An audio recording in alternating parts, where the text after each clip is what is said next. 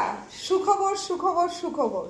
চলুন দেখে নিই আমাদের দেশের মুখ্যমন্ত্রী ঠিক কী বলতে চাইছেন শুভেন্দু অধিকারী মহাশয়।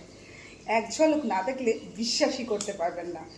যেসব দেশের নাগরিকরা আমাদের শুভেন্দু অধিকারী মহাশয়কে নোংরা ভাষায়, কুৎসিত ভাষায় কথা বলছে এবং মুসলিমের সঙ্গে হিন্দুদের বিবাদ লাগাচ্ছে, তাদেরকে একটু দেখিয়ে দিই ভিডিওটা ঠিক কী বলতে চাইছে।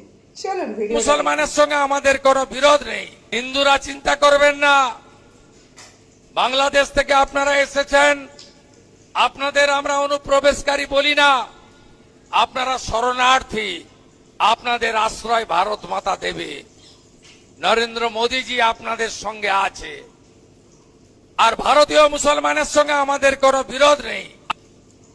বিরোধ বাংলাদেশ থেকে আসা অবৈধ মুসলিম অনুপ্রবেশকারী রোহিঙ্গা, এরা ল্যান্ড জিহাদ করে, লাভ জিহাদ করে, ধর্ম জিহাদ করে, এদের সঙ্গে আমাদের কোনো সম্পর্ক নেই।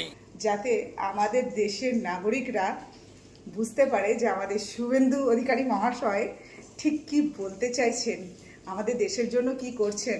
এরকম কাজ যদি চলতে থাকে না, আমাদের শুভেন্দু অধিকারী মহাশয় যেটা করছেন, তাহলে আগামী 50 বছরেও আমাদের বিজেপি সরকারকে এই দেশ থেকে কেউ তাড়াতে পারবে না।